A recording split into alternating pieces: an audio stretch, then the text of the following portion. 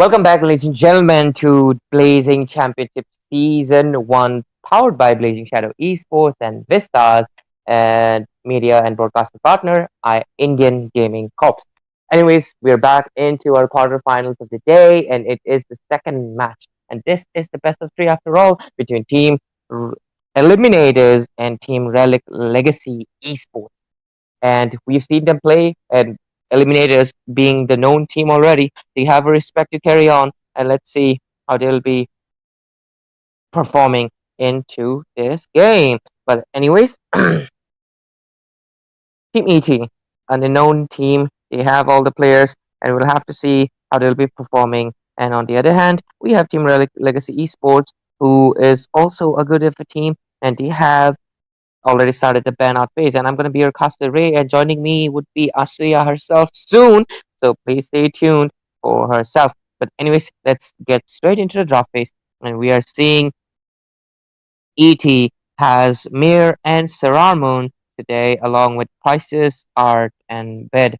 And on the other hand, we have Team Re- Relic Legacy Esports with their usual lineup. But anyways, heading into the band phase, we are just seeing the typical meta bands, nothing out of the ordinary.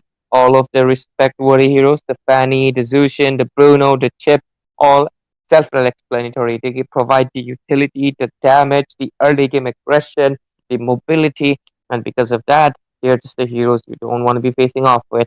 So with the band space already over, we are already first seeing the three priority picks. And with that, Team Eliminators are starting off the draft with that wild woman into that jungle, and that is none other than Hilda on Art on Hilda, as well as the Granger and the Alpha. On the other hand, we have Team Relic Legacy Esports locking down the Lala as well as the Sicilian as the first two picks. They really want to have the aggression into the late game. And they also pick up the Export, perhaps for the mid game phase, because in the early game, I feel like Export will not be able to compete with the likes of Alpha. But at the same time, I'm curious to see how it goes. But anyways, Relic Legacy, you're starting off with the ban of the Valentina, and on the other hand, we have Team Eliminators. They will be choosing up their ban soon. So looking at the draft so far, looking Hilda is a little bit flexible, so it can be swapped with EXP or the roam, but it's mostly going to be roaming position. And this is the gold laner and the jungle. On the other hand, they have their mid lane, their gold laner, and jungler. So both of the sides have their gold laner and jungle. So because of that, it means that Team Relic Legacy will probably try to choke down Bid for that mages. And on the other hand, Team Eliminators, they can try to choke down the EXP lane options. And that is basically what they're proceeding to do with the high loss coming into the ban section. The next one is probably going to be Gato. And look at that. Just like I said, Relic Legacy, they're going off with the ban of the Eve, the Bid. One of the favorite heroes for Bid. But anyways, alright, it's actually going to be Carmilla. Looks like they really, really don't want any of the Curse of Blood action. And with that, we'll be proceeding to the second phase of the picking phase.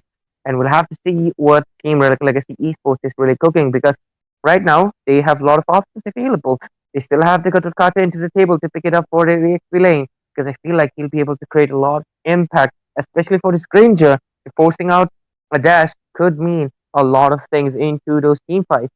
And because of it, we'll have to wait out and see what is their really plan. On the other hand, Team Eliminators, they really still have a lot of options available into their hands.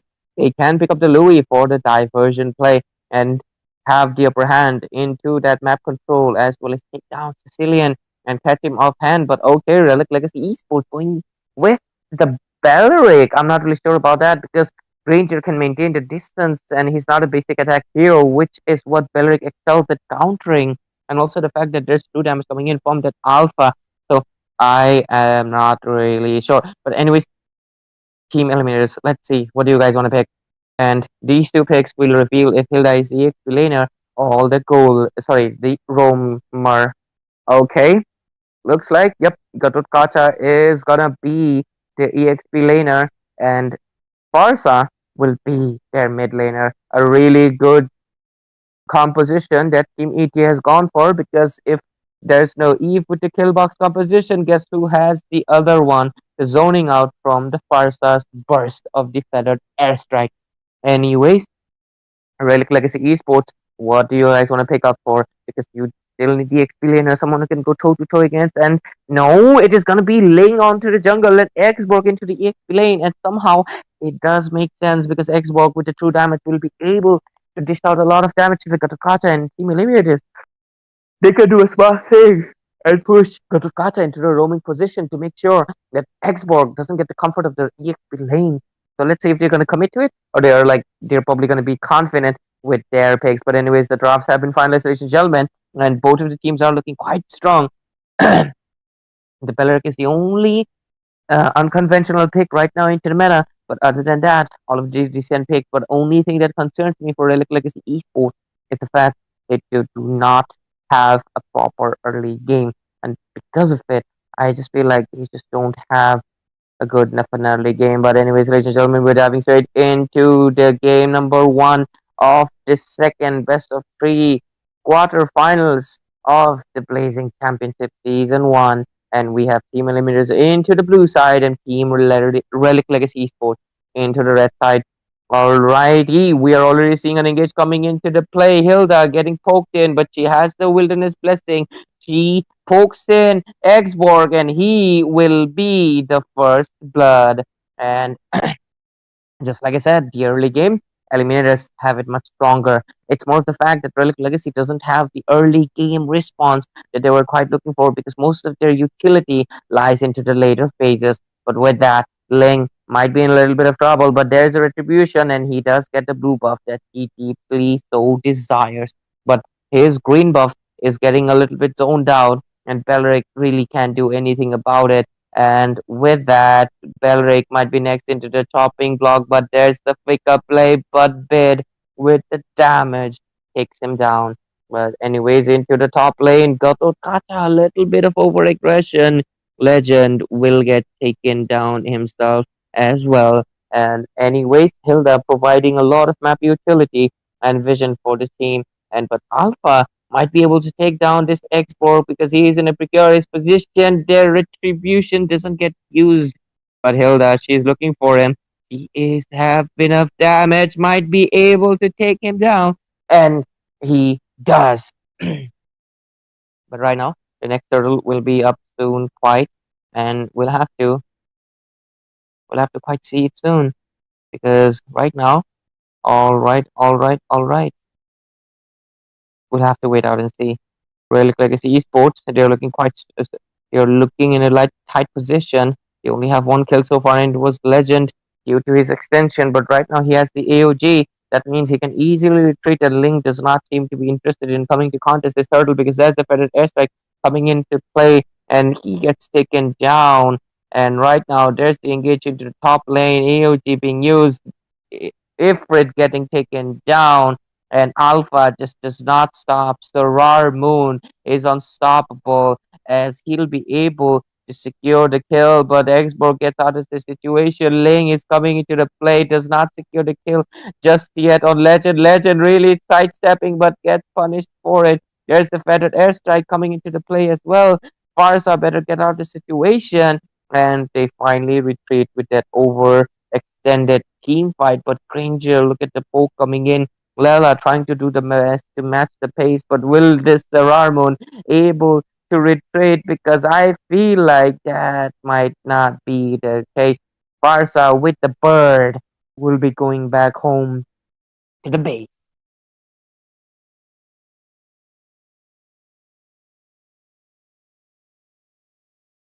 And right now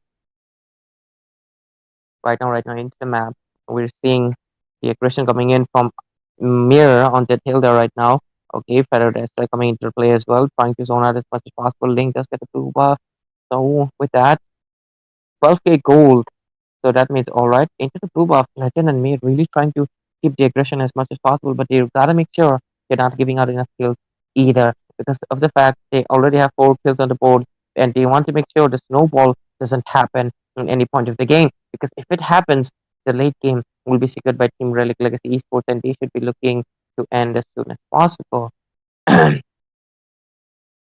But anyways, into the mid phase, Xborg will get taken down because the last insanity gets faded out to retreat. But Ling is looking for Bid Will he be able to take him down? And the answer is yes. The shutdown come into play because the answer was yes, and that is the Link player's name. Yep, a really bad pun, but anyways, temperature blade being used up as well. He collects the blade, but is there enough damage? Because he gets out of the situation before it's too late. AOG coming into the play. Sicilian using the flicker, perhaps a little bit paranoid, but it's okay. Anyway, Stranger, no, Mirror got taken down into that engage. Granger is doing good, and Alpha will be securing the turtle itself as well. Anyways, Relic Legacy Esports, they have to make sure they maintain the momentum, but Tukasa doing a really great job buying the time his team needs because Alpha will be able to choke down onto. All right, that just does not come into play. It might be able to survive or not, but okay. Kacha takes down. All right, Crime and Sama will get taken down himself as well, but Hilda will get punished for that engage. But okay, Saramun Sigisical into Ifrit as Yaz will retreat 10 to the 8 scoreboard and 3K goal lead for team eliminators.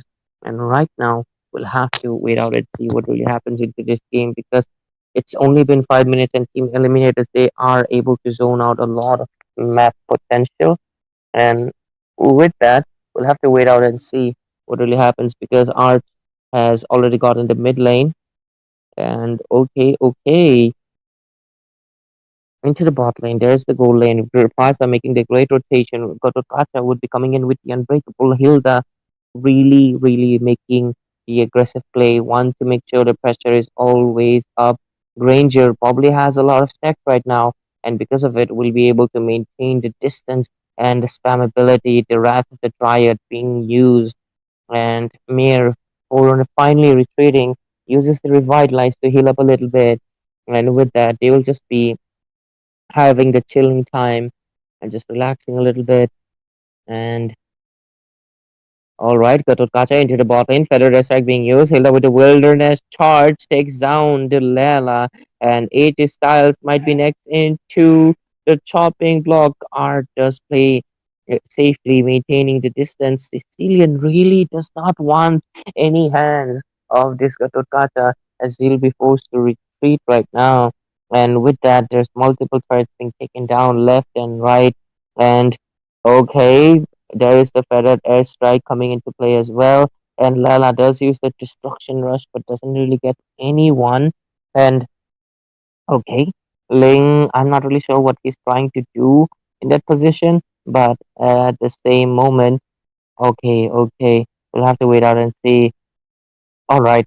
Already 7 minutes into the game, most of the map control going into the hands of team eliminators, and that is basically what Team 80 really needs to do. They need to end it fast. They need to end it sure because once Lala and Sicilian come online, they will be having a little bit more difficult of their time. But so far, the Spars are really doing a good job at zoning out as they'll be securing this mid tier 2 as well, gaining a lot more map control.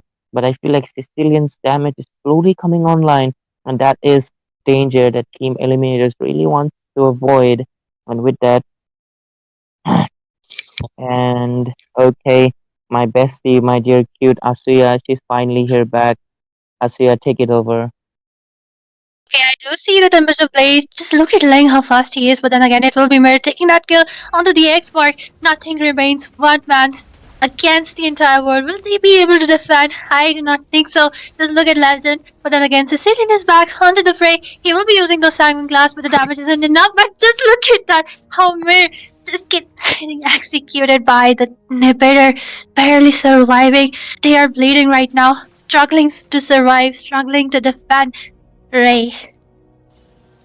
Mm-hmm. And, well, you must be tired. You were kind of solo for a long time. And then again, just Yeah. look at the damage coming from Art right there. He's playing Granger today. And yes, with that, it's only 8 minutes into the game, I just noticed. And it's almost down to the inhibitor for the side of Team Relic Legacy Esports. Not having the best time. Of the live, especially, they do have two of the late gamers with them. They have Lela, they have a Sicilian. Both of them really need that late game. And I think AG style, using the ult from the Belric, or trying to dish out some damage. The Feather Airstrike trying to zone people away. The last Insanity coming in after art, but it will be Xborg who will be taken out in that engage right there. And Sicilian just trying to heal up, trying to get his mana back for those one or two bad impacts, but it will not be enough, as I think another inhibitor will be down from the bot lane, and the Lord has also been secured.